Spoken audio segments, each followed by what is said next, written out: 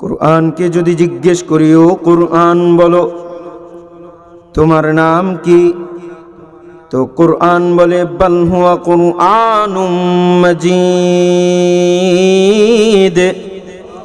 একটু জোরে সোরে আওয়াজ করে বলেন, আরো জোরে আওয়াজ করে বলেন। কুরআনকে যদি জিজ্ঞেস করি, ও কুরআন বলো দুনিয়াতে আসার আগে তুমি কোথায় ছিলে, তো কুরআন বেসাক্তা জবাব দেয় ফি লাউহিম মাহফুজ। এবার কুরআনকে জিজ্ঞেস করি, ও কুরআন লৌহে মাহফুজে ছিলে বুঝলাম, এবার বলো না তুমি কার পক্ষ থেকে নাজিল হয়েছো, তো কুরআন জানায় দেয় তানজিলুম মির রাব্বিল আলামিন। কার পক্ষ থেকে? আল্লাহর পক্ষ থেকে আসছে। এবার কুরআনকে যদি জিজ্ঞেস করি, ও কুরআন বলো আল্লাহর পক্ষ থেকে আসছো তো বুঝলাম, কিন্তু বহন করে কে নিয়ে আসছে?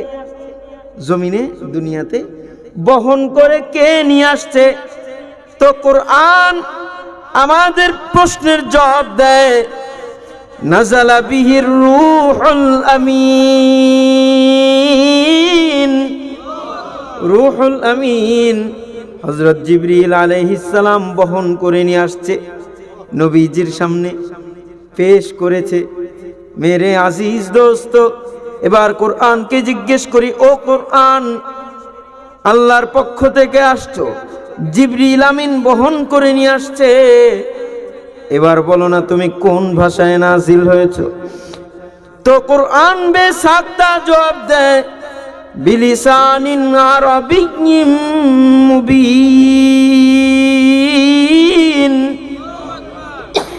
কোন ভাষায়? কোন ভাষায়? বুঝতেছেন নি? বুঝতে কষ্ট হয়, বুঝতে কষ্ট হয়।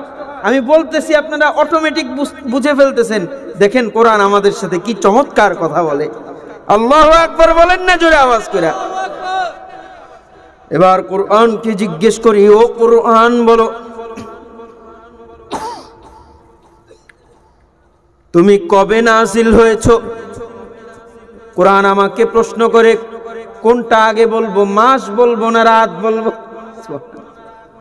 কোরআনকে বলি মাস বলেন আগে, তো কোরআন জবাব দেয় শাহরু রমাদান আল্লাযী উনজিলা ফীহিল কুরআন। কোন মাসে নাজিল হয়েছে? রমজান মাসে নাজিল হয়েছে। এবার কোরআনকে জিজ্ঞেস করি, ও কোরআন আমাদেরকে সেই মুহূর্তের কথা তো জানা দেন যে মুহূর্তে আপনি নাজিল হয়েছেন, তো কোরআন জবাব দেয় ইন্না আনজালনাহু ফি লাইলাতিল কদর। কোন রাতে? লাইলাতুল কদর। কোরআন আমাদেরকে মুহূর্তের কথাও জানা দেয়। এবার কোরআনকে জিজ্ঞেস করি, ও কোরআন আমাদেরকে এবার আপনি কোন মিশন নিয়ে আসছেন, মিশনের কথা জানায়া দেন। কি উদ্দেশ্য আপনার? আসলেন তো আসলেন বুঝলাম, আল্লাহ পাঠাইছে, জিবরিল আমিন বহন করেছে, রমজান মাসে আসছেন, লাইলাতুল কদরে আসছেন, এবার আমাদেরকে আপনার মিশন জানায়া দেন। কোরআন জবাব দেয় হুদাল্লিল মুত্তাকিন। মুত্তাকিনদের হেদায়েতের জন্য, মানে আল্লাহর পথে চলনেওয়ালা মুসাফিরের পথে আলো দেওয়ার জন্য কোরআন আসছে। আল্লাহর পথে চলনেওয়ালা মুসাফিরকে আলো দেওয়ার জন্য কোরআন এসেছে।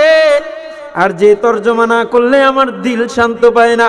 ও দরবস্তের মুসলমান, কোরআনকে জিজ্ঞেস করি, ও কোরআন কেন আসছো, তো কোরআন জবাব দেয় বেসাক্তা জবাব দেয় আমি দরবস্তের মানুষদের সাথে বন্ধুত্ব করার জন্য আসছি। সুবহানাল্লাহ, সুবহানাল্লাহ আওয়াজ করে বলেন। তাহলে কোরআন আমাদের সাথে কি করতে চায়? কি করতে চায়? কি করতে চায়? কথা বলেন আওয়াজ কইরা। কি করতে চায়? বন্ধুত্ব করতে চায়। বন্ধুত্ব কখনো একমুখা হয় না, দুই পাশ থেকেই হতে হয়। আপনি কথা বলবেন তো কোরআনও কথা বলে, আপনি কথা না বললে কোরআন কথা বলে না। সুতরাং আজকে থেকে নিয়ত করবেন, পাক্কা ওয়াদা, ইনশাআল্লাহ একদিনও মিস যাবে না।